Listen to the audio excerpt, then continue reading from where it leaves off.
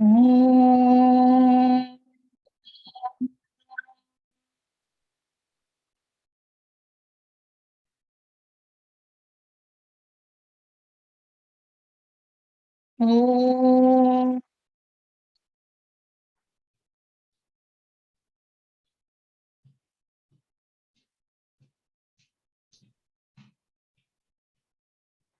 ॐ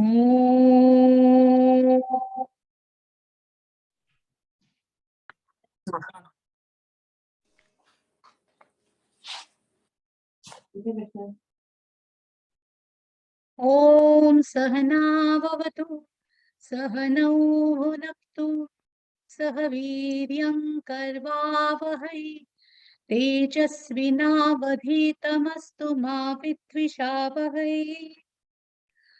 ॐ शान्ति शान्ति शान्तिः। गुरुर्ब्रह्मा गुरुर्विष्णुः गुरुर्देवो महेश्वरः गुरुः साक्षात् परब्रह्म तस्मै श्री गुरवे नमः।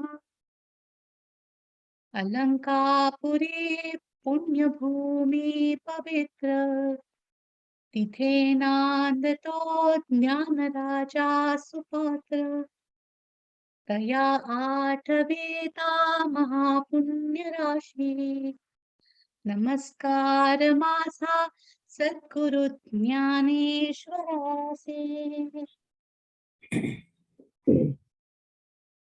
छान. नमस्कार मंडळी, आपण आज 9व्या अध्यायावर आहोत आणि आजचा गोष्वारा अश्विनी वाजते. म्हणजे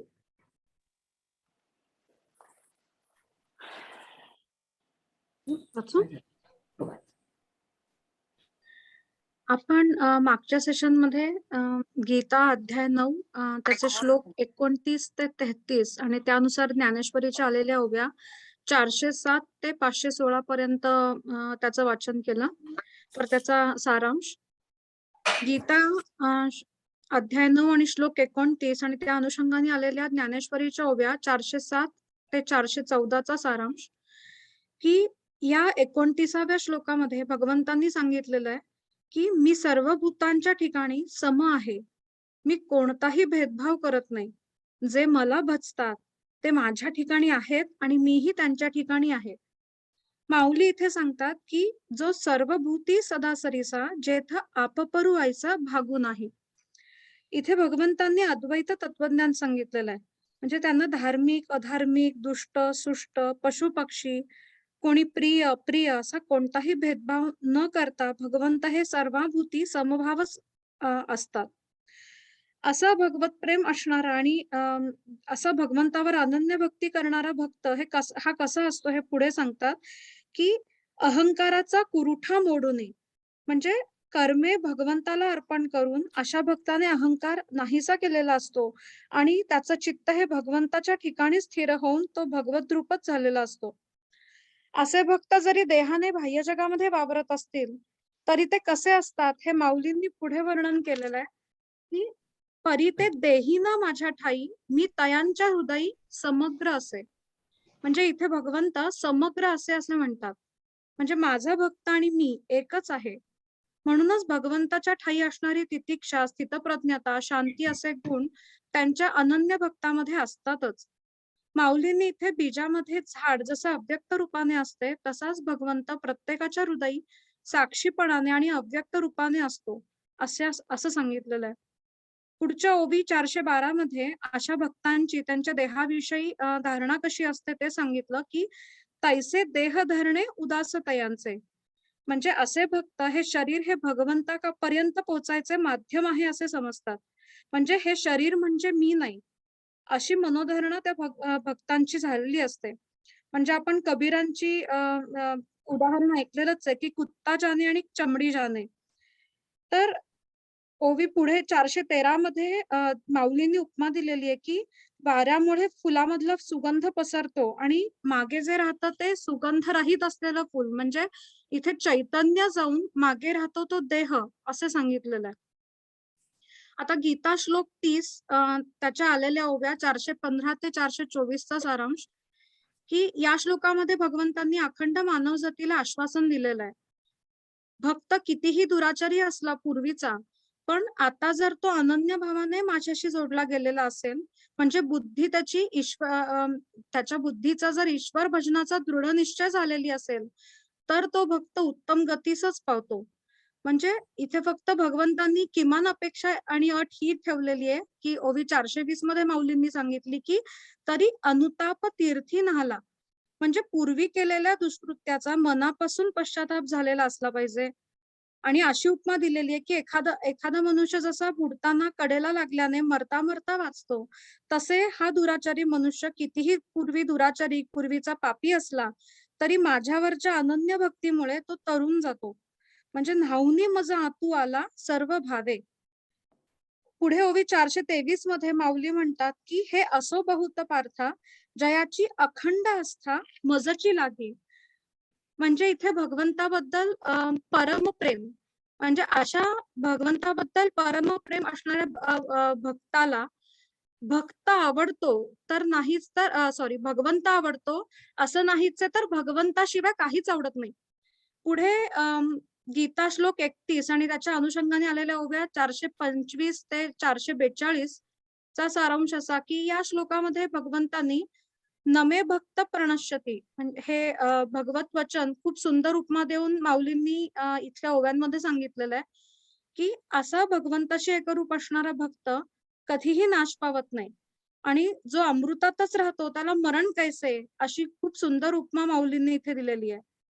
पुढे ओवी 430 पासून माऊली सांगतात, की भगवंताचं कळवळीचं सांगणं आहे, की कुळाभिमान, संपन्नपणा, तारुण्य यांनी मस्त होऊ नकोस. आणि इथे भगवंतांनी अतिशय परखड शब्दात त्याची हे केलेली आहे, की भगवत भक्तीशिवाय जे मनुष्य लोक असतात त्यांचं माऊलींनी त्यांच्यासाठी त्यांची तुलना ही पृथ्वीवरील दगड सुद्धा बरे अशा भाषेत केलेली आहे, की तैसे माझी भक्ती विण जळोते जियालेपण, अगा पृथ्वीवरी पाषाण नसती काही. आणि पुढे सांगितलेलं की एक भाव नाही माझा तरी पाल्हाळते. म्हणजे भगवत भक्तीशिवाय आयुष्य कितीही संपन्न आणि सुखी वाटलं तरी ते निरर्थकच आहे. आणि इथे माऊलींनी वेगवेगळ्या उपमा याच्यासाठी दिलेल्या आहेत, की दाणे नसलेली कणसं, आटलेली सरोवरे, अशा विविध उपमा इथे माऊलींनी दिलेल्या आहेत. आता भगवंत ठिकाणी एकनिष्ठ भक्ती असलेला भक्त हा तर भगवंत अशा भक्तांच्या ठाई कोणताही भेदभाव न करता उद्धारच करतात, त्यांना उत्तम गतीसच पोहोचवतात. हे याचं उदाहरण गजेंद्राची उपमा देऊन माऊली सांगतात. आता पुढचा गीतेचा श्लोक 32 आणि त्याच्या ओव्या 443 ते 74 474 चा सारांश असा, की इथे भगवंत म्हणतात, की माझा आश्रय घेतल्यानंतर भक्त कितीही निकृष्ट योनीत, पापयोनीत जन्माला आलेला असला तरी तो उत्तम गतीसच पावतो. आणि पुढे ओवी 444 मध्ये माऊलीने सांगितलेलं आहे, की परी माझ्या ठाई दृढ सर्व भावे.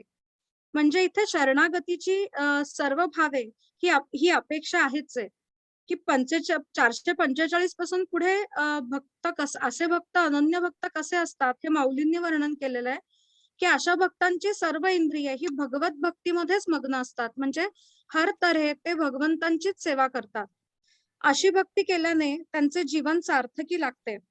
इथे माऊली प्रल्हादाची उपमा देऊन सांगतात, की असुर वंशामध्ये जन्म घेऊनही प्रल्हादाच्या अनन्य भक्तीपोटी आणि प्रेमापोटी भगवंतांनी अवतार घेतला. म्हणून भक्ती का एथ सरे जाती अप्रमाण असे माऊली सांगतात. आणि पुढचे 473व्या ओवीमध्ये माऊली म्हणतात, अगा कवणे एके बोले माझे पण जरी जहाले, तरी मी होणे आले हाता निरुते.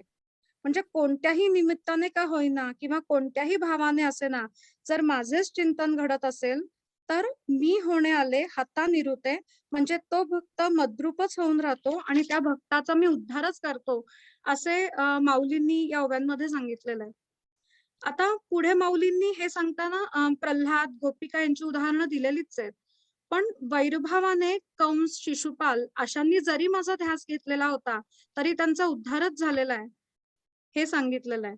इथे ज्ञानी भक्त म्हणजे नारद, शुक, सनत कुमार, अक्रूर अशा ज्ञानी भक्तांची उदाहरणेही माऊलींनी दिलेली आहेत.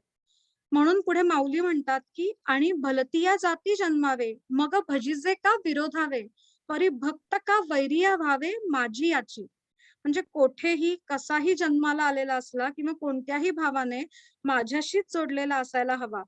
आणि इथे साधनेचं बंधन सांगितलेलं नाहीये. असा भक्त जो माझं अखंड चिंतन करतो त्याचा उद्धार हा होणारच आणि तो उत्तम गतीसच पावणार. पुढे गीतेचा श्लोक 33 आणि त्याच्या ओव्या 475 आणि 516 याचा सारांश असा की या श्लोकामध्ये भगवंत सांगतात की ब्राह्मण म्हणून किंवा ब्राह्मण कर्म करणारे राजर्षी ऋषी म्हणून जे जन्माला आलेले आहेत आणि ज्यांनी सगळी कर्म मला अर्पण केलेली आहेत, तर असे भक्त मद्रूप होणार याच्यामध्ये नवल काहीच नाही. पण म्हणजे इथे वर्ण, आश्रम, लिंग किंवा कुळ हे सगळे देहाशी मर्यादित आहेत. पण भगवंताची भक्ती ही मनाने जोडलेली असते, असे माऊलींनी सांगितलेलं आहे.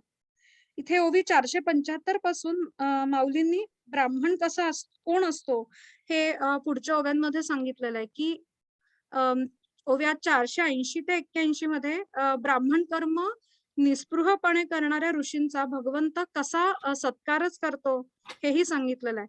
आणि म्हणूनच भगवंतांचं श्री वत्सलांशन हेही नाव आहे.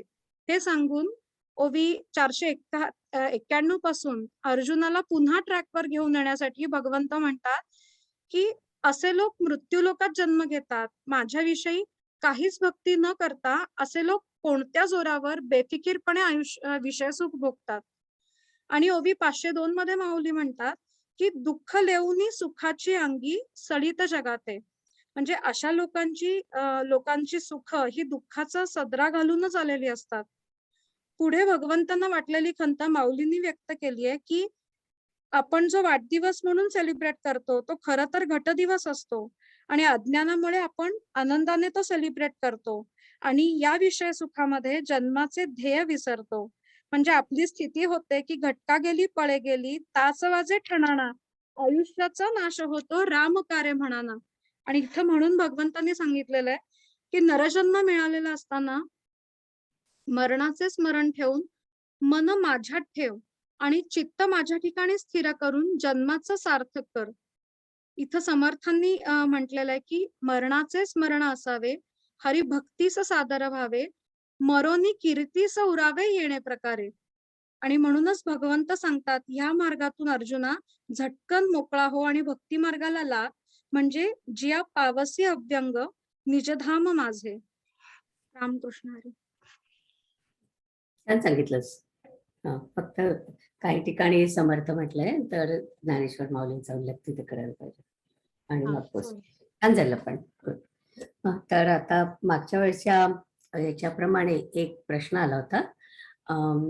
अशोक विद्वांस यांचा प्रश्न होता ओवी 438 वर. त्याच्यात म्हटलंय की भक्तिहीन मनुष्य केवळ पापा करताच वाढलेला असतो आणि त्यांनी असं म्हटलं की मी काही भक्त नाही आहे तर मग मला हे पटत नाही, अशा प्रकारे त्यांनी म्हटलं होतं. तर असं कसं म्हटलंय त्यांनी की भक्तिहीन माणूस केवळ पापा करता जन्मलेला असतो. तर त्याच्यावरचं माझं जे भाषण म्हणजे मी जे त्यांना उत्तर दिलं ते मी तुम्हाला सांगते की मागच्या वेळी आपण जेव्हा थांबलो तेव्हा ती ओवी होती तरी जडजोडणी वाहिला निघ ये भक्तीची वाटे लाग जिया पावसी अभ्यंक निजधाम माझे. म्हणजे ज्याला भक्ती नसेल त्यांनी या भक्तीच्या मार्गाला लागावं आणि या भक्तीच्या योगाने माझं निर्दोष रूप तू पावशील. असं या पूर्ण मागचा जो अध्याय 33वा जो श्लोक वाचला त्याचा ते अर्थ आहे. पण इथे त्यांनी पाप का म्हटलंय ते आपल्याला आधी बघायला पाहिजे. तर मी माझं ऍक्च्युअल उत्तर जे आहे ते तुम्हाला वाचून दाखवते. ते पुढे गेलं मला माहित नाही.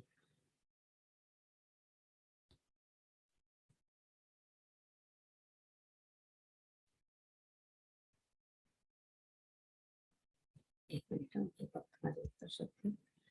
मला वाटतं मी त्यांना व्हॉट्सअपवर पाठवले.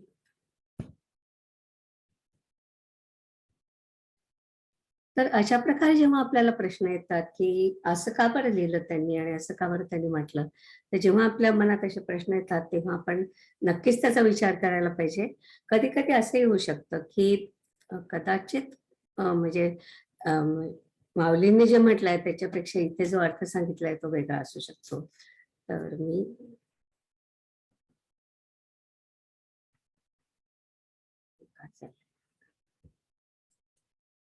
एकच मिनिट.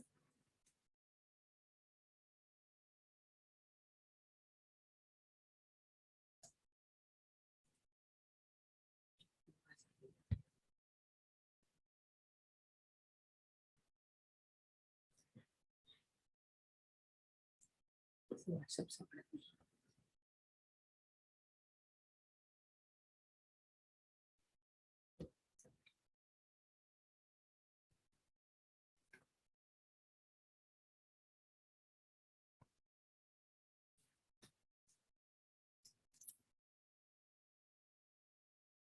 थोडी बराच वेळ लागला उघडायला.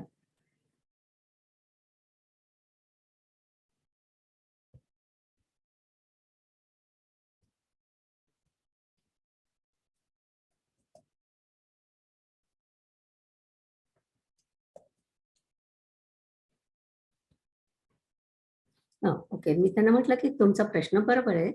पण या श्लोकात माझा भक्त कधीही नाश पावत नाही आणि पुढच्या जन्मी कोणतेही रूप मिळाले, अगदी पशुचं रूप मिळालं, तरी सुद्धा भक्ती कमी होत नाही असं म्हटलंय. तेव्हा म्हणजे हे जे म्हटलंय, की भक्तिहीन माणसं पापी असतील, असं ज्ञानेश्वरांनी लिहिलंय असं मला वाटत नाही. आणि दुसरा काही माझ्या संबंध माझ्या लक्षात येत नाही.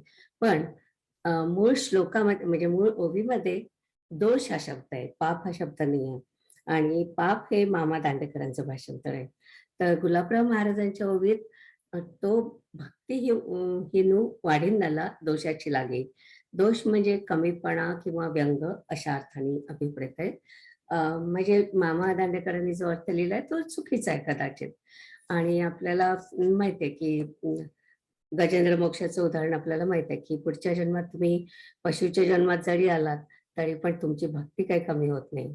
तर म्हणजे हा जो राक्षस होता तो राक्षस पुढच्या जन्मात हत्तीच्या जन्माने आला आणि तरी सुद्धा त्याची भक्ती तेवढीच होती म्हणून त्याला मोक्ष मिळाला. तर अशा प्रकारे आपल्याकडे अनेक अशी उदाहरणं पण आहेत. पण माझं सांगायचा मुद्दा हा की इंद्रादी देवतांचं ते वर्णन करायचं तसं प्रस्त होतं. पण फक्त तसं काही न करता निर्व्याज भक्ती कर एवढंच सांगायचं होतं. आता 9,000 ओव्यांमध्ये काही ओव्या म्हणजे तुम्हाला माहिती आहे की याच्यामध्ये खूप ओव्या होत्या आणि एकनाथ महाराजांनी त्या शुद्धीकरण केलं आणि शुद्धीकरणातून काही ओव्या कदाचित सुटल्या असतील, तर ही त्यातली ही एक असावी. आणखी कोणीतरी मला अभक्ताचं वर्णन सांगितलेलं आहे आणि ते भागवत पुराणामधून आलेलं आहे. पण त्याचा जेव्हा मला संदर्भ मिळेल तेव्हा मी तुम्हाला ते वाचून दाखवेन. कारण इथे जसं अभक्त म्हटलं आहे त्यांनी, तसाच अभक्त म्हणजे भक्तिहीन अशा प्रकारचा अर्थ त्याच्यात नाहीये, असं भागवत पुराणात लिहिलंय. पण त्याचे जेव्हा मला डिटेल्स मिळतील तेव्हा मी पुन्हा तुमच्याशी शेअर करेन.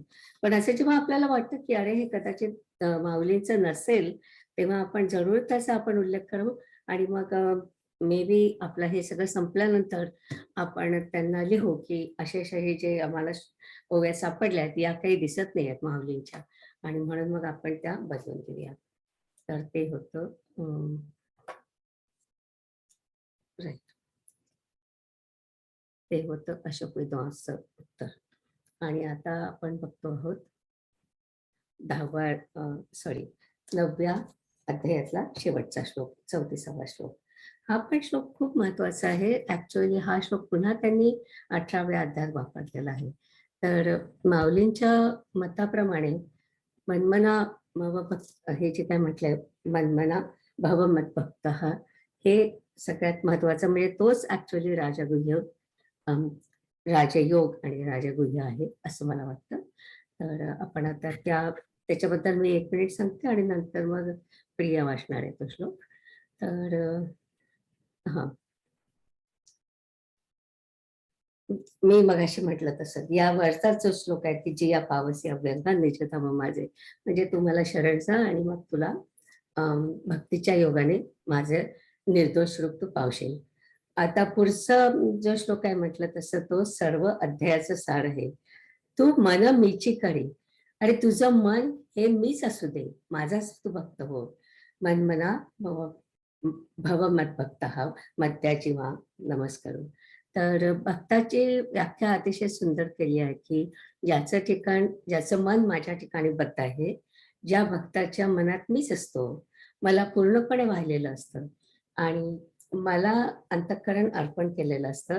सगळं कर्मकांड मलाच अर्पण करतात आणि शेवटचं म्हणजे नमस्कारू म्हणजे मला शरण जातात, एक होतात, तर त्यांना ब्रह्मज्ञान प्राप्त होतं आणि तेच राजगुह्य मी इथे सांगितलं आहे. तर प्रिया वाचतेस? वाचते.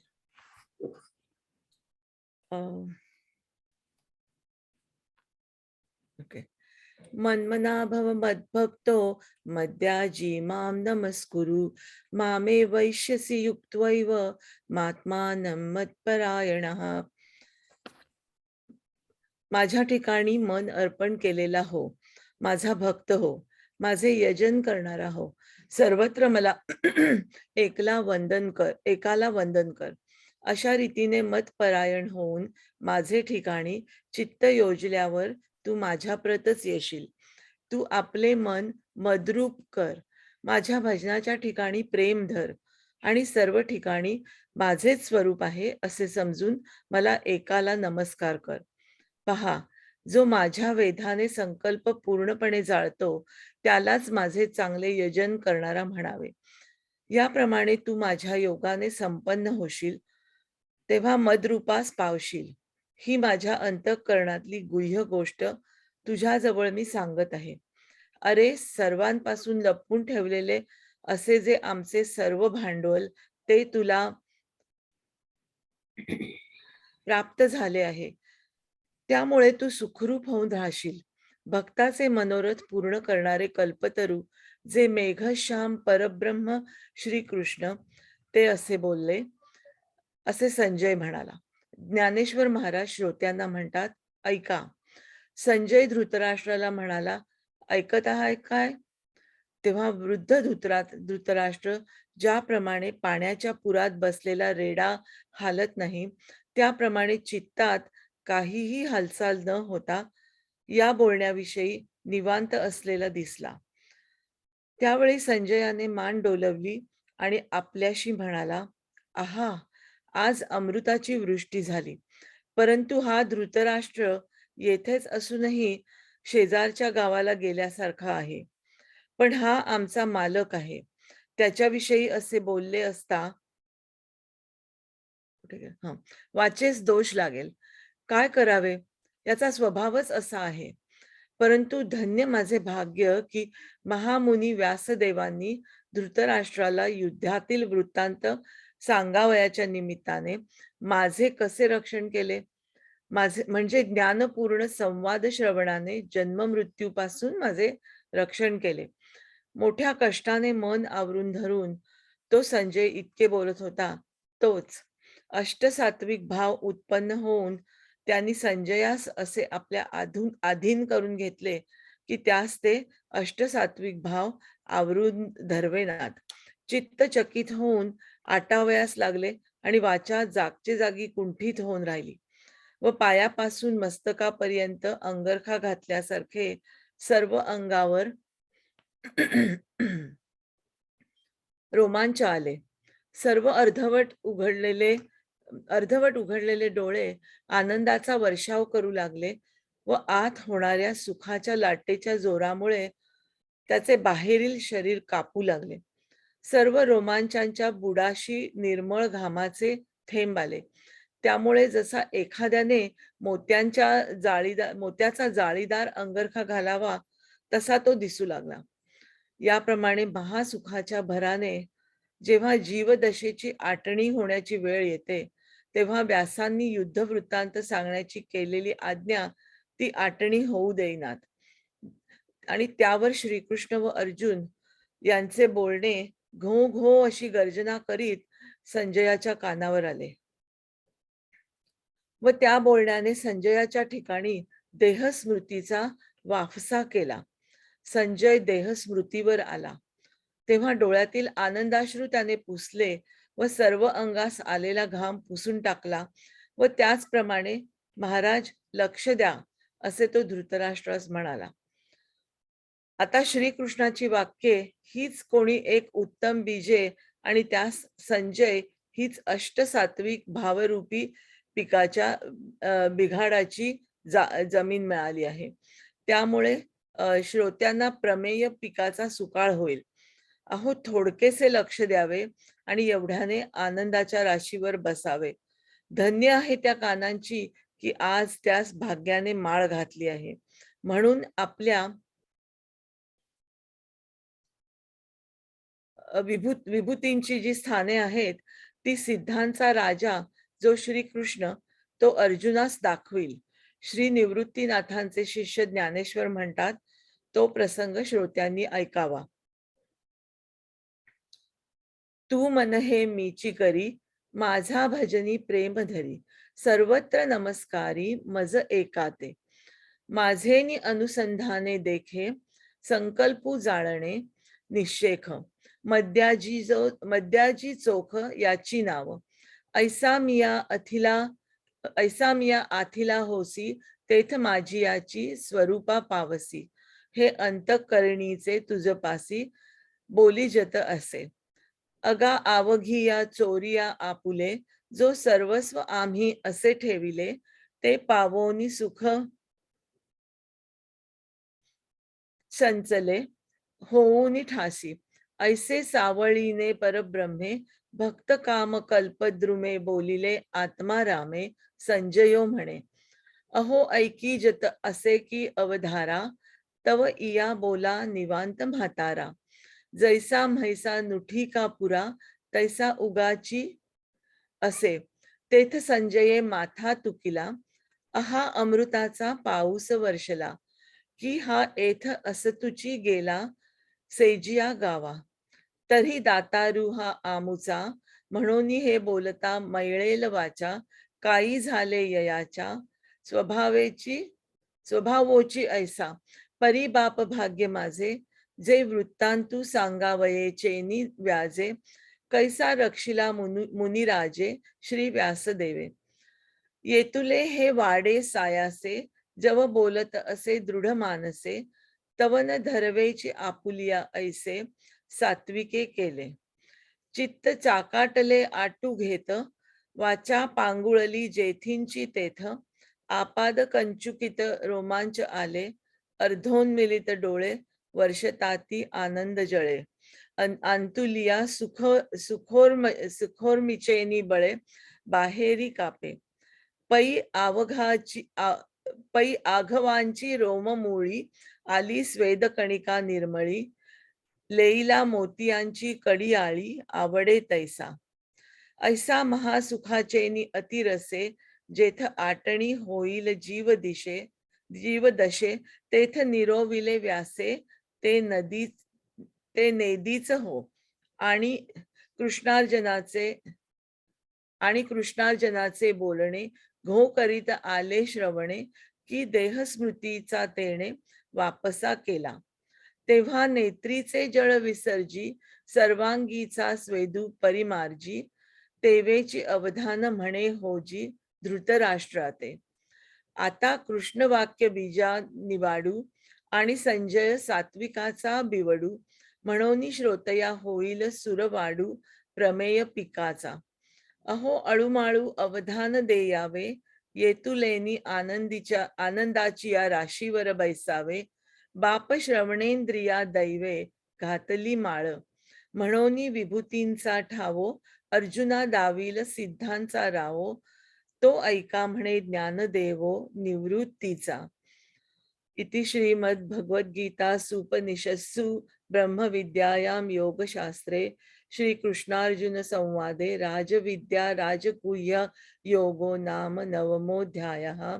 श्री सच्चिदानंदार्पणमस्तु.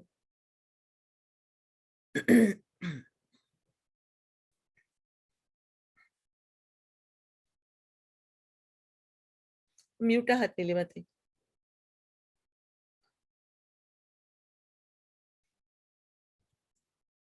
थँक्यू. तर आता आपला 9वा अध्याय संपला आणि शेवटची जी ओवी आहे त्याच्यामध्ये म्हणूनही विभूतींचा ठाऊ असं म्हटलंय आणि ते महत्वाचं आहे. ती शेवटची ओवी फार सुंदर आहे की तू सिद्धांचा राजा आहेस, विभूतीचे ठिकाण आहेस. असा श्रीकृष्ण विभूतीबद्दल आपल्याला पुढच्या अध्यायात सांगणार आहे. तर पुढचा अध्याय अर्थातच विभूती योगाचा आहे. आणि आणखीन एक शब्द मला आवडतो इथे म्हणजे अष्टसात्विक भाव. आपण नेहमी म्हणतो की अष्टसात्विक भाव पळून आले. कधी कधी असं वाटतं की आपण देवळात बसलो असतो की एकदम असं आपल्याला खूप असं घाम येतो, खूप असं गलबलून येतं आतमधून. तर ते 8 जे भाव आहेत ते म्हणजे स्तंभ म्हणजे स्टील होतो आपण, स्वेद, घाम येतो, रोमांच, वैश्वर्ण्य, कंप, वैवर्ण्य, अश्रुपात आणि प्रलय. प्रलय म्हणजे ऍक्च्युअली चेष्टा, निरोध किंवा बेशुद्ध पडणं हे सगळं त्याच्यामध्ये येतं. आणि आपण शेवटी जे म्हणतो की ब्रह्मविद्यायाम योगशास्त्रे आणि त्याच्यातलं ब्रह्मविद्या म्हणजे अर्थातच आत्मज्ञान आणि योगशास्त्र म्हणजे ज्यासाठी करावं लागतं कर्म, अंतःकरण शुद्धी ते. तर आता या अध्यायामध्ये हा जो भाग होता तो योगशास्त्राचा भाग म्हणून आपण घ्यावा. ओम शांती शांती शांती.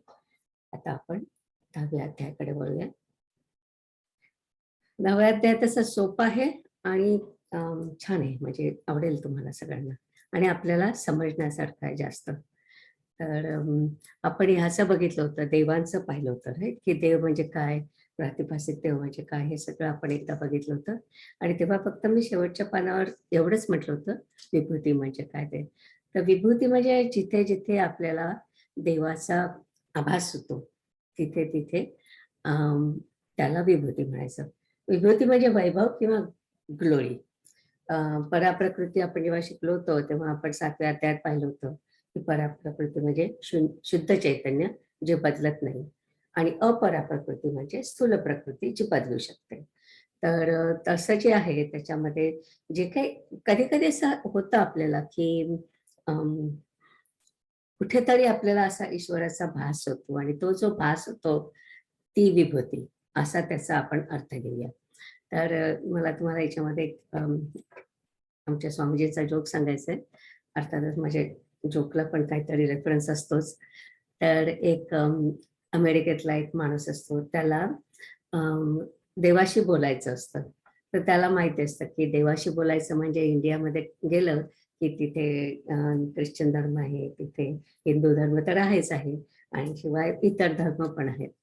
तर तो तिथे जातो आणि स्वामीजींनी चेन्नईचंच उदाहरण घेतलंय, तर आपण चेन्नईबद्दलच बोलूया. चेन्नईमध्ये गेल्यानंतर तुम्ही जेव्हा उतरता तेव्हा तुम्हाला एक मोठं कॅथेड्रल दिसतं तिथे. तो म्हटला चला तिथे जाऊया ना आपण विचारू. तो तिथे जातो आणि तिथे एक मोठा चांदीचा फोन ठेवलेला असतो. तो म्हणतो अरे वा तुमच्याकडे छान फोन आहे, तुम्हाला काय करता येतं इथून. तर तिथला जो असतो कोणी तो म्हणतो की इथून देवाला फोन करता येतो. म्हटलं हा छान आहे, मग किती पैसे लागतील. तो म्हणला की $10,000. अरे बापरे, $10,000 कसे लागतील. म्हणे की मग काय देव किती दूर आहे आणि तिथे म्हणजे आधी तुम्हाला तुमच्या येशू बरोबर जायला पाहिजे, मग येशू आपल्याला तिकडे कॉन्टॅक्ट करेल. असं खूप कॉन्टॅक्ट असतात त्याच्यामुळे $10,000. म्हटलं बरं जाऊ द्या. मग दुसऱ्या ठिकाणी गेला, तिथे पुन्हा असंच पाहिलं तर तिथे सोन्याचा होता फोन आणि सोन्याचा फोन झाला आणि तो म्हटला की मला बोलायचंय. तर म्हणे अरे बापरे, तुला देवाशी बोलायचं म्हणजे अल्ला तर खूप दूर राहतो, तर त्याच्याशी बोलायचं म्हणजे तुला $20,000 लागतील. तर म्हटलं अरे बापरे, एवढे $20,000 मी कुठून आणणार आहे इंडियामध्ये. म्हणजे मग काय, मग किती दूर येतो त्याच्यासाठी बोलायला असंच लागतं. मग तो एक मंदिर दिसलं छोटंसं गणपतीचं, तिथे गेला आणि तिथे आपला एक छोटा फोन ठेवलेला होता आणि त्याला विचारलं की मला देवाशी बोलायचं. हो हो, जरूर बोला, आपल्याकडून काय सगळंच बोलता येतं ना. तर तो म्हटला की ओके, मग किती लागतील. तर म्हटला की $2. अरे $2 कसं लागतील, इतके कमी कसे. तर तो म्हणतो की ईश्वर सगळीकडेच आहे, इथे पण आहे आणि म्हणूनच तुम्हाला ईश्वराशी बोलायचं असेल तर तुम्ही बोलू शकता आणि त्याला $2 लागतील. मुद्दा असा आहे की आपण जे काय म्हणतो ईश्वर सर्वभूतानां वगैरे, हे उपनिषदात जे काय शिकवतात ते आपल्या इथे आपल्या इथे आपल्याला आपल्या संस्कृतीच्या माध्यमातून शिकवता येतं आणि म्हणून त्याला त्याला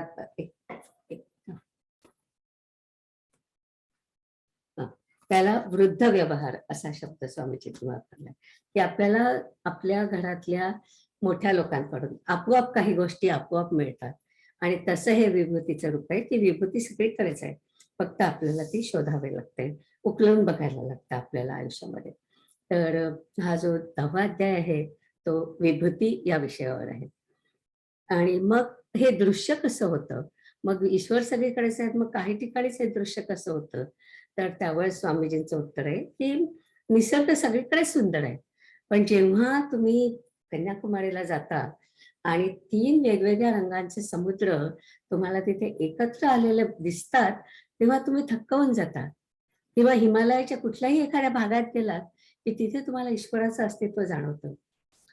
इथे तुम्ही अमेरिकेत म्हणाल तर कोलोराडोच्या हिमशिखरांकडे पाहताना, अलास्काचे समुद्रात डोकावणारे हिमकडे पाहताना किंवा आपल्या भागात फॉलमध्ये झाडांचे रंग पाहताना, जेव्हा जेव्हा आपल्याला असं वाटतं की अरे हाच ईश्वर आहे, हेच ईश्वर आहे, असा जेव्हा आपल्याला भास होतो ते म्हणजे विभूती.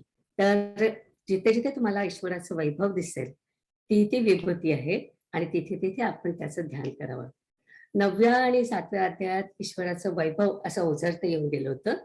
आता इथे हा अध्याय सुरू करताना जो काय पहिलाच जो काय श्लोक घेतला आहे त्याच्यामध्ये त्यांनी म्हटलं आहे, आता जसं चारी माऊलीचं बरंच आहे, पण पहिल्या श्लोकाचा पहिला शब्द आहे भूय एव, म्हणजे पुन्हा ऐक.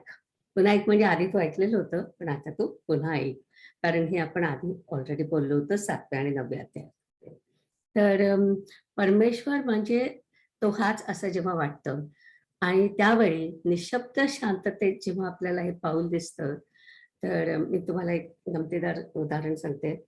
आम्ही अलास्काला गेलो होतो आणि तिथे बोटीवरती, अर्थातच बोटीवरती आपण सगळ्या गोष्टी करतो, पण अलास्काची ट्रिप अशी आहे की तुम्ही त्या निसर्गासाठी तरी ती ट्रिप करायलाच पाहिजे.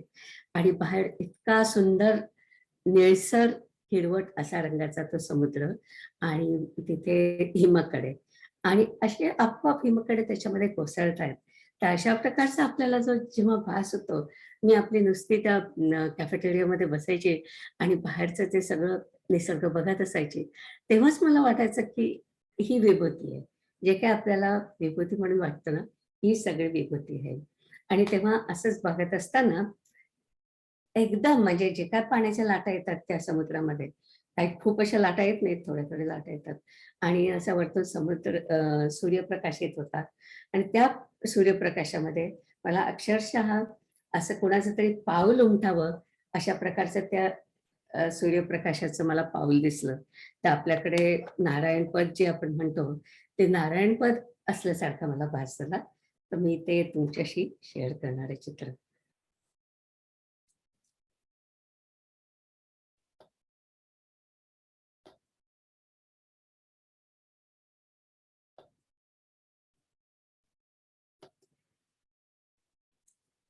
हे बघा, अशा प्रकारचं चित्र मला तिथे दिसलेलं होतं आणि हे खरोखरच नारायण पदासारखं दिसतंय, म्हणून मला असं वाटतं की ती एक विभूती होती. बरं, ही काय नुसती एकच विभूती नसते.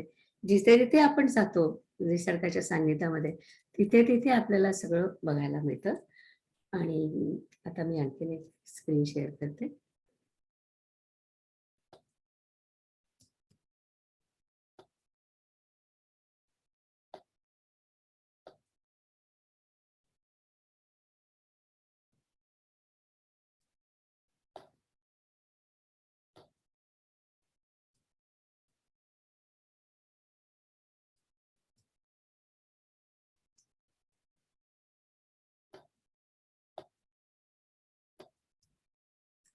आणि हे काय फक्त निसर्गातच असायला पाहिजे असं नाही. आपल्याकडे जेव्हा आपल्याकडे याचे सगळे रंग दिसतात, आपल्याला वॉलचे कलर्स दिसतात, तेव्हा आपल्याला एकदम असं वाटतं की अरे हो, हाच निसर्ग आहे, याच्याबद्दलच आपण बोलत असतो नेहमी. तर त्या पण विभूती आहेत, म्हणून मी तुम्हाला ते पण दाखवणार आहे.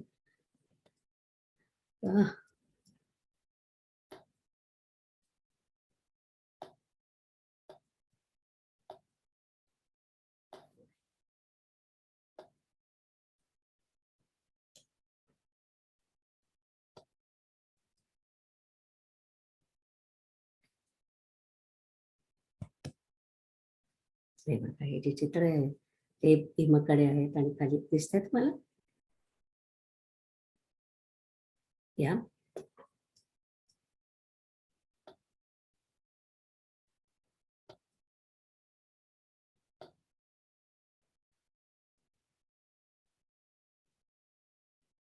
ही झिम्बाब्वे नावाची नदी आहे.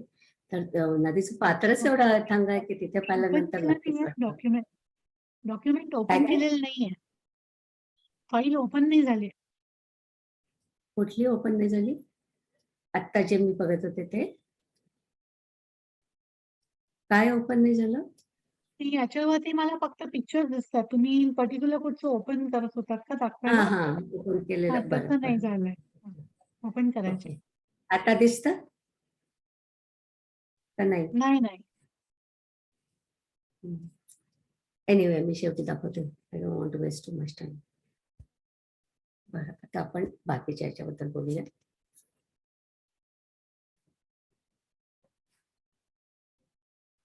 हो, कुणाला तरी दिसलं मला वाटतं ते अष्टसात्विक भाव कोणीतरी विचारलं. दिनकर, हा मी त्याच्याबद्दल मी आधीच बोलले. विचारलंय. अच्छा, ओके. आणि आता कोणीतरी लक्ष्मीचं पाऊल म्हटलं तर ते दिसलं तुम्हाला हे? बरं, आता आपण पुढे जाऊया.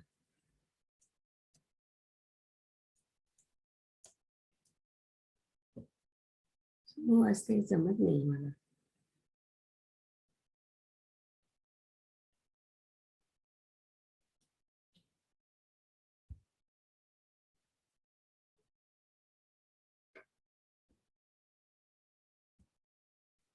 आता या अध्यायाची समरी सांगते. आपल्याकडे शिवलिंग तुम्हाला माहिती आहे की शिवलिंग सगळीकडे असतात आणि लिंग म्हणजे संस्कृतमध्ये अस्तित्व. तर जिथे तुम्हाला शिवाचं अस्तित्व जाणवतं, आपल्या क्रांतदर्शींना जिथे शिवाचं अस्तित्व जाणवलं तिथे तिथे शिवलिंगाची स्थापना त्यांनी केली आहे. तर तसं ईश्वराचं अस्तित्व प्राणी मात्रात कुठेही आपल्याला जाणवलं तर त्याला विभूती म्हणतात. पण आता हे शिकून आपल्याला उपयोग काय आहे? तर त्यांनी दोन त्याचे फायदे सांगितले. एक म्हणजे अहम ब्रह्मास्मी मधलं ब्रह्म म्हणजे नक्की काय आहे ते आपल्याला समजायला मदत होते.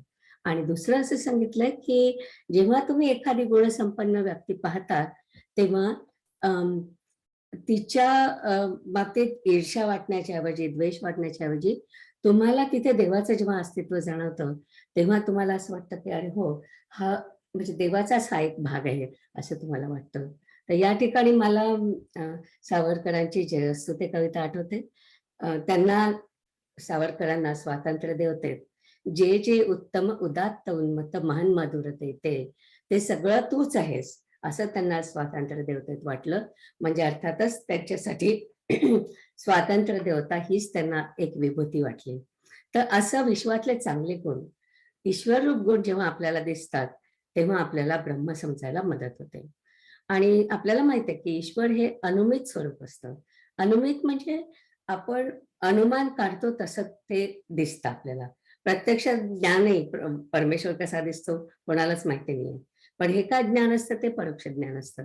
उदाहरणार्थ आपल्याला ईश्वर तर दिसत नाही, पण आपल्याला असं वाटतं की स्वर्गात वगैरे तो दूर कुठेतरी असेल, त्याला आपण कल्पित रूप म्हणतो. पण जेव्हा आपण ऍक्च्युअल त्याची कल्पना करतो तेव्हा आपण म्हणतो अरे सगळ्यात बुद्धिमान प्राणी म्हणजे आपणच नाही का, मनुष्य.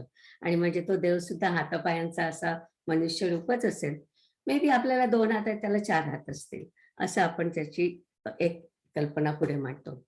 आणि पहिल्याच श्लोकामध्ये भगवान सांगतात आहे की हे तुझ्या हित काम्यय आहे. म्हणजे काय आहे? तुझ्या हितासाठी सांगतोय. तर तुला त्यातून श्रेयस मिळणार आहे. श्रेयस म्हणजे आपल्याला माहित आहे श्रेयस आणि प्रेयस. प्रेयस म्हणजे जे आपल्याला आवडतं ते पण आपल्यासाठी एवढं काही चांगलं नसतं ते. आणि श्रेयस म्हणजे जे शाश्वत प्रकारचं हित आहे ते. तर हे सगळं पाहताना तोच ईश्वर माझ्यात आहे, ते शुद्ध चैतन्य माझ्यात आहे, हा विचार खूप सुखावणार आहे. आणि त्यातून पहिल्यांदा ब्रह्मास्मीकडे आपण जाणार आहे आणि त्याच्यानंतर ईश्वर सर्वभूतांकडे जायला सोपं होईल. तर ईश्वर हा मनुष्य रूपापुरता जसा कृष्ण आहे तसा मर्यादित नसून विश्वाच्या आकाराने तोच आहे. सर्व प्राण्यांमध्ये असणारी बुद्धी, ज्ञान, विकार सगळं मीच आहे असं कृष्ण इथे सांगतो.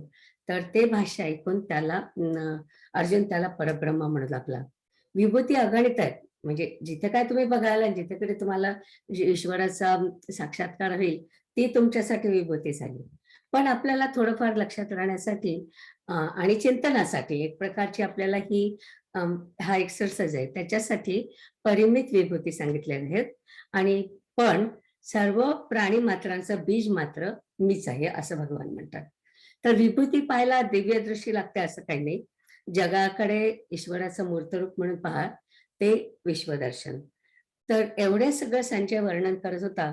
आणि शेवटी ज्ञानेश्वर महाराज म्हणतात, धृतराष्ट्र आंधळाच राहिला. जसं मागच्या अध्यायात त्यांनी म्हटलं की त्याला काही कळलंच नाही काय होतंय ते, तसं या अध्यायात सुद्धा तो आंधळाच राहिला असं म्हटलंय.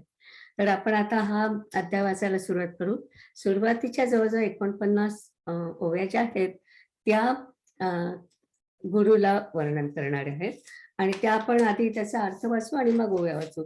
तशा सोप्या आहेत. फक्त एवढंच आहे की सुरुवातीला दोन किंवा 3 श्लोक असे, मला वाटतं 3 ओव्या ह्या संस्कृत प्रचूर शब्द आहेत. उदाहरणार्थ विशद बोध विदग्धा हा पहिला शब्द आहे. नमो विशद बोध विदग्धा. विशद बोध विदग्धा म्हणजे स्पष्ट बोध करणाऱ्या, विद्येचा विकास करणाऱ्या आणि पराप्रमेय म्हणजे परावाणीचा विषय जो आहे तोच स्वरूप स्थिती असेल त्याला मी माझा नमस्कार करतो. म्हणजे मी माझ्या गुरुला नमस्कार करतो. तर कोण वाजता यास त्यांनी 21 नंतर थांबा. ओके, सुरू करूया आपण. आहे ना तुमच्याकडे? या, गुड, थँक्यू.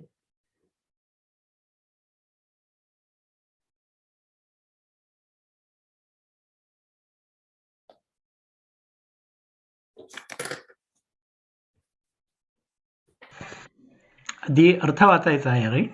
हो, आधी अर्थ वाचायचा आणि मग ओव्या वाचायची.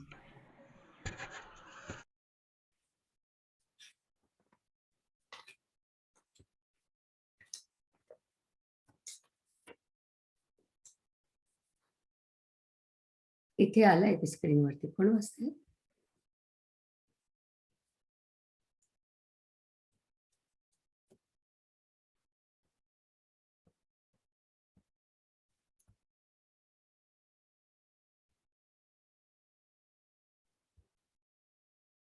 हेच बघते. आज माझी स्क्रीन फार त्रास देते, लवकर जात नाही तिकडे. हा, राजश्री जितकी आल्या नाही आहेत का? तर मग मी वाचू शकतो. Yes, sir. वाचा. मी वाचू शकतो. नाही तर मग मीच पुढच्या मीच वाचणार आहे. वाचा. चालेल. वाचू? हा, चालेल. स्पष्ट बोध करण्यात चतुर असलेल्या व विद्यारूपी कमलाचा विकास करणाऱ्या आणि परावाणीचा विषय स्वरूपस्थिती हीच कोणी तरुण स्त्री, त्या स्त्रीशी विलास करणाऱ्या म्हणजे श्री गुरु तुम्हास माझा नमस्कार असो. अहो, संसाररूपी अंधाराचा नाश करणाऱ्या सूर्या, निरुपम अशा श्रेष्ठ सामर्थ्याने युक्त ज्वानीच्या भरात असलेल्या ज्ञानरूप चौथ्या अवस्थेचे स्नेहाने पालन करणे ही ज्याची क्रीडा आहे, अशा श्री गुरु तुम्हास माझा नमस्कार असो. अहो, सर्व जगाचे पालन करणारे, कल्याणरूपी रत्नांची खाण असलेले, भक्तरूपी मनातील चंदन असलेले आणि पूजा करण्यास योग्य असलेले देव तुम्हास माझा नमस्कार असो. शहाण्या चित्तरूपी चकोरास आनंद देणाऱ्या चंद्रा, ब्रह्मभुवनाच्या राजा, वेदगुणांच्या समुद्रा व कामाला मोहित करणाऱ्या तुम्हास माझा नमस्कार असो. शुद्ध भावाने भजन करण्यास योग्य असणारे, संसाररूपी हत्तीच्या गंडस्थळाचा नाश करणारे व विश्वाच्या उत्पत्तीचे स्थान असणारे, अहो श्री गुरुराया तुम्हाला माझा नमस्कार असो. तुमची कृपा हाच कोणी गणेश, तो जेव्हा आपले सामर्थ्य देतो तेव्हा सर्व विद्यांमध्ये बालकाचा देखील प्रवेश होतो. आपण जे श्री गुरुदेव त्या आपली उदार वाणी जेव्हा भिवू नकोस असे आश्वासन देते,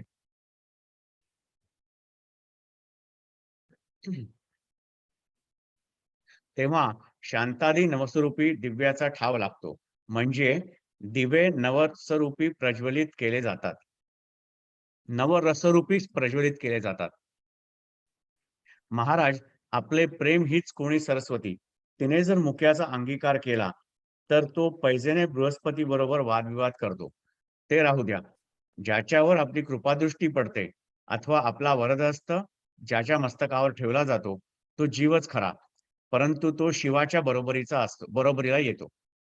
एवढ्या सर्व गोष्टी ज्या सामर्थ्याने होतात त्याचे मी कोणत्या विशेष बोलण्याने वर्णन करू? सूर्याचे शरीर चकाकीत दिसावे म्हणून त्यास म्हणजे लोखंडाच्या आरशाप्रमाणे घासण्याची जरूर आहे काय? कल्पतरूला फलद्रूप होण्यास मोहोर कशाला फुटावयास पाहिजे? क्षीरसमुद्राला कशाने पाहुणचार करावा? त्याचप्रमाणे कोणत्या वासाच्या योगाने कापराला सुगंधित करावे? चंदनाला कशाची उटी लावावी? अमृताचे पक्वान्न कसे तयार करावे? आकाशावर मांडव घालणे शक्य आहे काय? त्याप्रमाणे श्री गुरूंच्या मोठेपणाचे आकलन करणारे साधन कोठे आहे? म्हणजेच कोठेही नाही.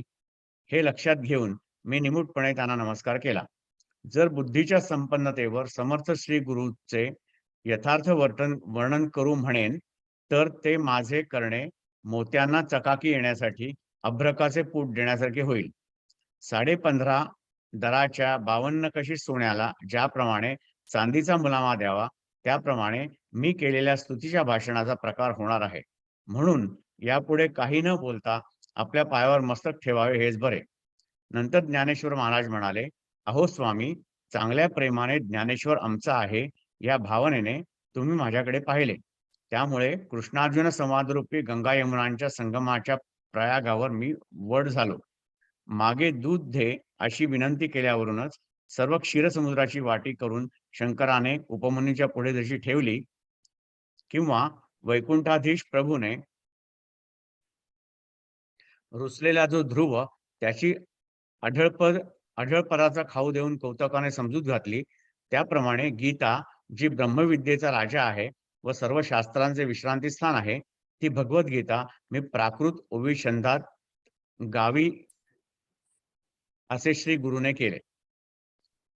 हे पहा, शब्दरूपी अरण्यामध्ये वाटेल तितके भटकले असता त्या वाचारूप वृक्षास विचारूप फळे आल्याची गोष्ट कानावर येत नाही, परंतु ती वाचाच विचारांचा कल्पवृक्ष केली.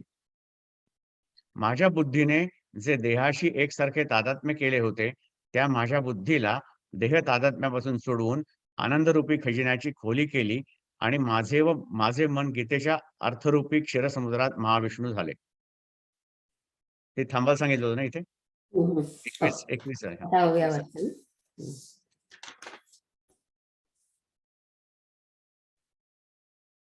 वाचू पुढच्या? हो, ओव्या वाचन. ओव्या वाचू. ओके.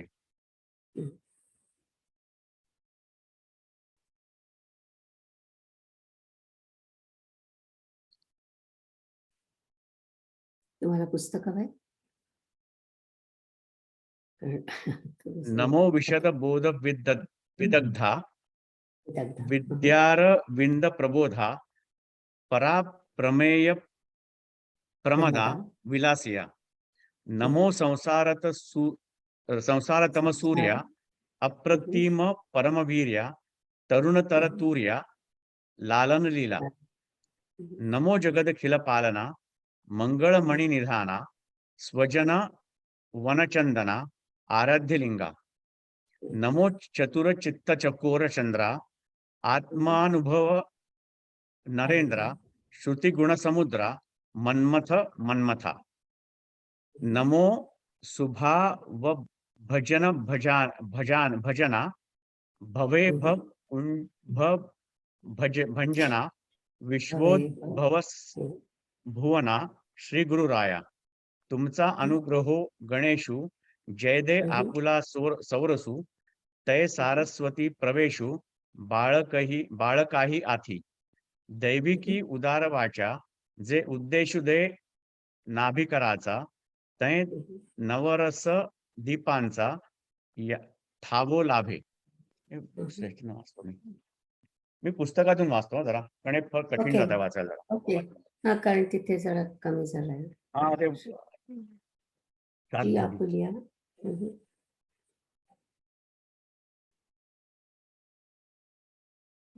आपुलिया स्नेहाची वागेश्वरी जरी मुके याते अंगीकारी तो वाचस्पतीशी करी प्रबंधू होडा. हे असो दिठी जयावरी झळके की हा पद्मकुरु माथा पारुखे तो जीवच परितुके महेशेसी. एवढे जिये महिमेचे करणे ते वाचा बळे वानुमी कवणे का सूर्याची या अंगा उठणे लागत असे. केवता कल्पतरुवरी फुलवरा कायसेनी पाहुणेरू क्षीरसागरा कवणे वासी कापुरा सुवासू देवो. चंदनाते कायसेनी चर्चावे अमृताते केवते रांधावे गगनावरी उभवावे घडे केवी. तैसे श्री गुरुचे महिमान आकळीते के असे साधन हे जाणून या नमन निवांत केले. जरी प्रज्ञेचेनी अथिलेपणे श्री गुरु सामर्थ्या रूप करू म्हणे तरी ते मोतिया भिंग देणे तैसे होईल. का 15.5 रजतवणी तैसी स्तुतीची बोलणी उगियाची माथा ठेवीजे चरणी हेची भले. मग म्हणितले जी स्वामी भलेनी ममत्वे देखिले तुम्ही म्हणून कृष्णार्जुन संगमी प्रयागवटू जाहलो. मांगा दूध दे म्हणितलियासाठी आगविया क्षीराब्धीची करुणी वाटी उपमन्यू पुढे धुर्जटी ठेविली जैसी. नातरी वैकुंठ पीठ नायके रुसला ध्वरू कवक्तिके बुझाविला देवनी भातुके ध्रुवपदाचे. तैसी जे ब्रह्मविद्या रावो सकळ शास्त्रांचा विसंवता ठावो ते भगवद्गीता वोविये गावो ऐसे केले. जे बोलणियाचे राणी हिंडता नायकी जे फळलिया अक्षराची वार्ता परिते वाचाची केली कल्पलता विवेकाची. होती देहबुद्धी एकसरी ते आनंद भांडारा केली बोवरी मग गीतार्थ सागरी जळशयन झाले. तर आता आपल्याला प्रश्न पडतो की दरवेळी असं काय करतात की दरवेळी आपल्या गुरुचं हे करतात, ते आपलं स्तवन करतात. आणि तर त्याचं असं आहे की ज्ञानेश्वरांनी लिहिलं हे सगळं, पण त्या सगळ्या ग्रंथाचं श्रेय ते गुरुच्या पदरात टाकतात. कारण काय तर आपल्याला हे जे ज्ञान झालं या ज्ञानाचा अभिमानही आपल्याला चित्तायला नको. आणि म्हणून जे काय आपल्याला ज्ञान झालं ते लगेच गुरुच्या पत्रात टाकायचं असतं. आणि हे योग्याचं खरं लक्षण आहे. तर अमृतानुभवामध्ये त्यांनी ते सांगितलं की अरे तुम्ही एवढं अज्ञान म्हणता आणि मग तुम्हाला ज्ञान झालं, आणि ज्ञान झालं तरी सुद्धा तुम्ही गुरुची भक्ती का करता.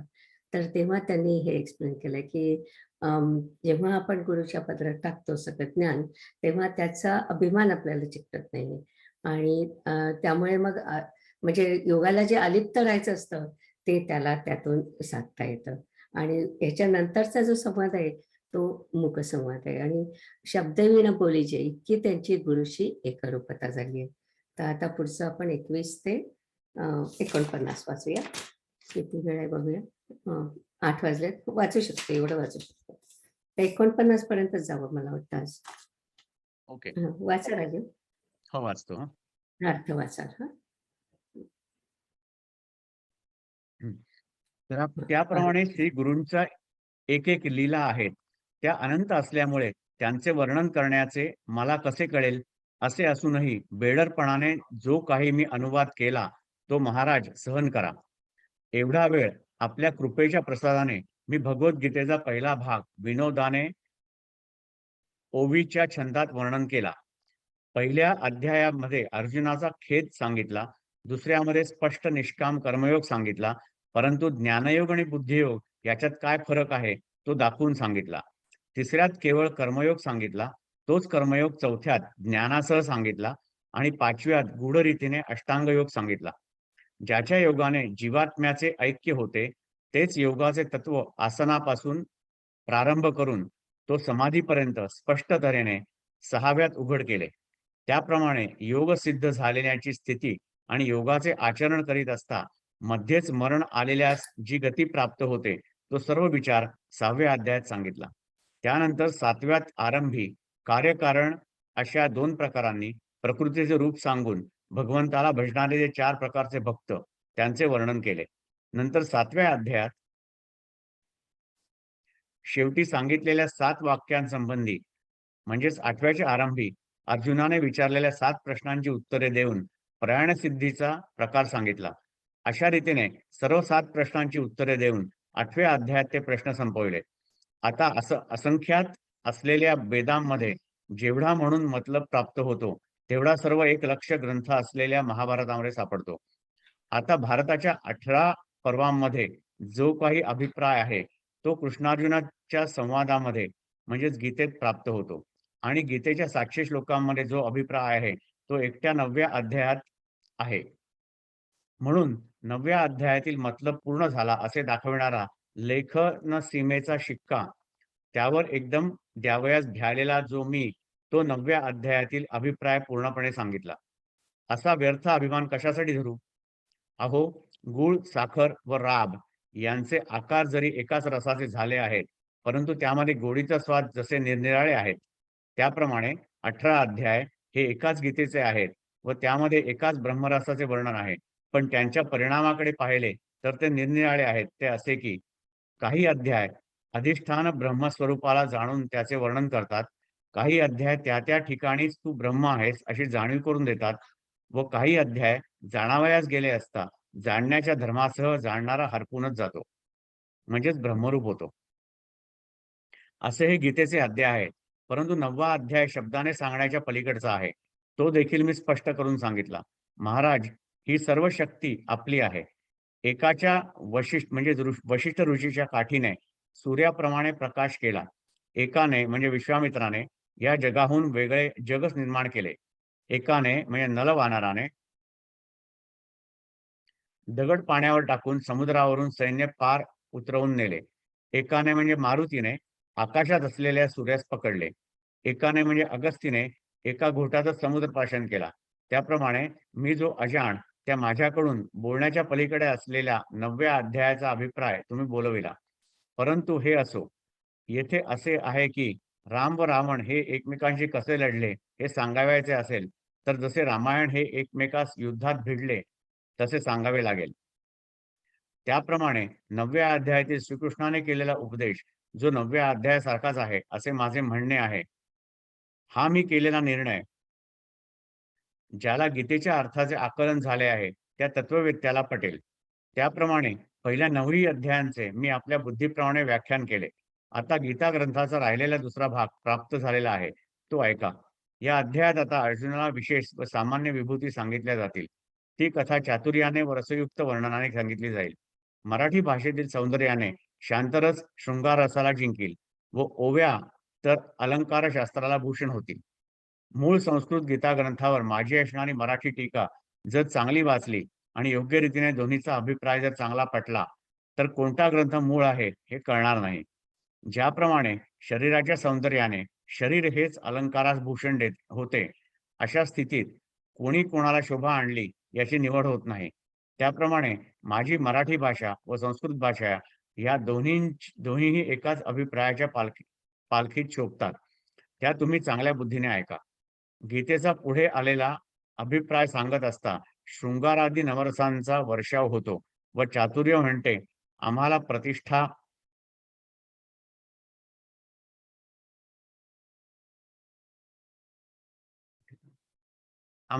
प्राप्त झाली. वरच्या ओळीत सांगितलेला परिणाम ज्याच्या योगाने होईल तसे मराठी भाषेचे सौंदर्य घेऊन नवरसांना तारुण्य आणले व मग अमर्याद गीता तत्व रचले म्हणजे गीतेवर टीका केली. याप्रमाणे संपूर्ण जगाचे श्रेष्ठ गुरु असलेले व शहाण्यांच्या चित्ताला आश्चर्यभूत असणारे असे जे यादवातील श्रेष्ठ श्रीकृष्ण ते बोलले ते ऐका. निवृत्तीनाथांचे शिष्य ज्ञानदेव म्हणतात त्या श्रीकृष्णांनी काय भाषण केले ते ऐका. श्रीकृष्ण म्हणाले, अर्जुना, तू सर्व गोष्टींनी अंतःकरणाचा धड आहेस.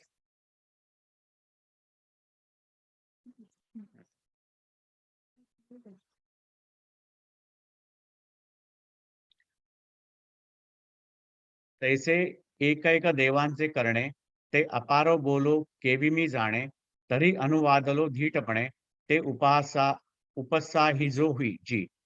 आता आपुलेनी कृपा प्रसादे मिया भगवद्गीता वोवी प्रबंधे पूर्वखंड विनोदे वाखाणिले. प्रथमी अर्जुनाचा विषादू दुजी बोलला योगू विषदू परी सांख्य बुद्धीसी भेदू दावनिया तिची केवळ कर्म प्रतिष्ठिले तेची चतुर्थी ज्ञानेशी प्रकटिले पंचमी गभरिले योगतत्व तेची षष्ठा माझी प्रगट आसना लागोनी निस्पष्ट जीवात्म भाव एक वाट होती जेणे तैसेची जे योगस्थिती आणि योगभ्रष्टाची जे गती ते आघवीची उपपत्ती सांगितली षष्ठी तयावरी सप्तमी प्रकृती परिहार उपक्रमी भजती जे पुरुषोत्तमी ते बोलिले चारी पाठी सप्तमीची प्रश्नसिद्धी बोलोनी प्रयाण सिद्धी एवं ते सकल वाक्य अवधी अष्टमाध्यायी आता शब्द ब्रह्मी असंख्याके जेतुला काही अभिप्राय पिके तेतुला महाभारते एके लक्ष्ये जोडे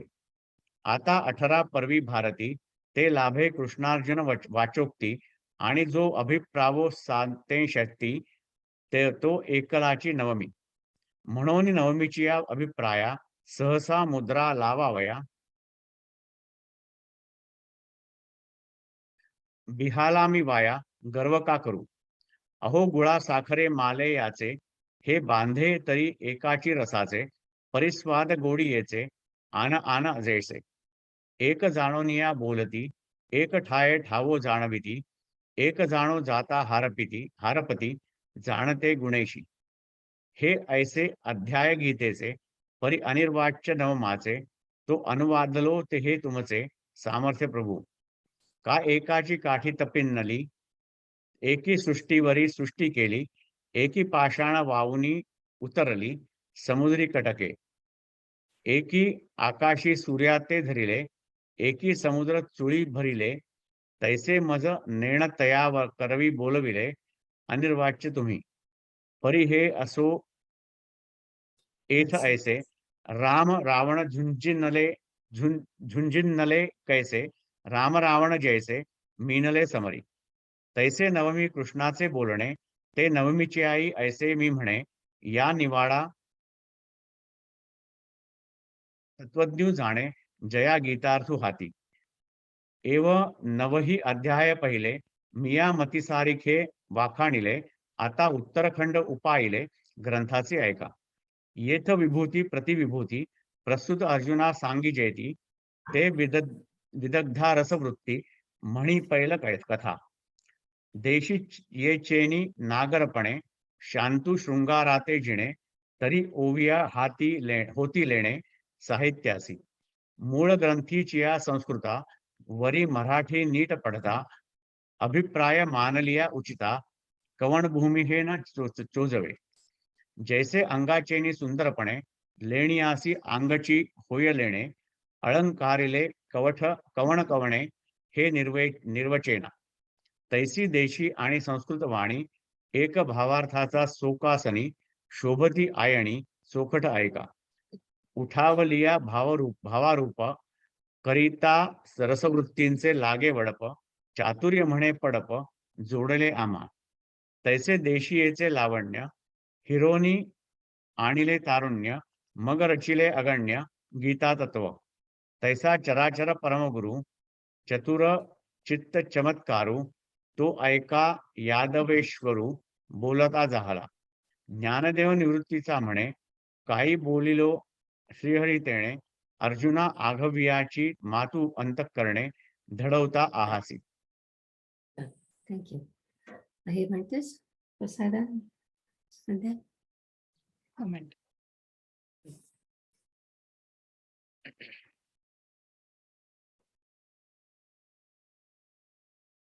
आता विश्वात्मके देवे येहि वाग्यज्ञे तोषावे तोषोनी मजत्यावे पसाय दानहे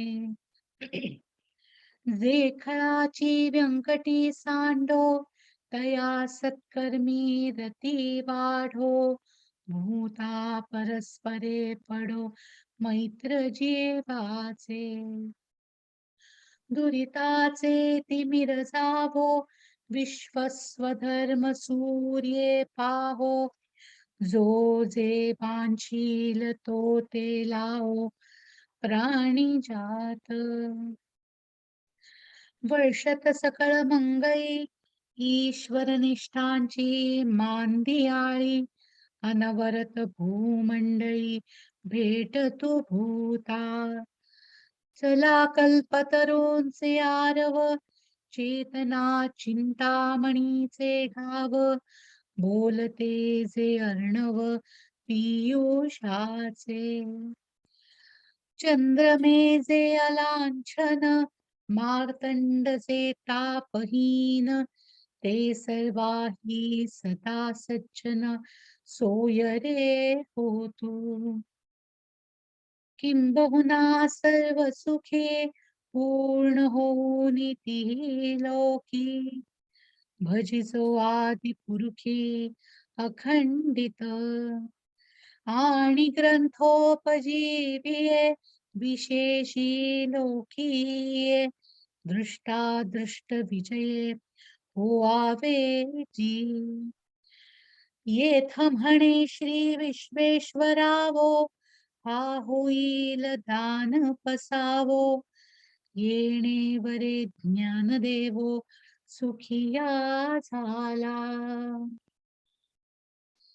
ओम पूर्णमद पूर्णमिदं पूर्णात् पूर्णमुदच्यते पूर्णस्य पूर्णमादाय पूर्णमेवावशिष्यते ओम शांती शांती शांती Thank you.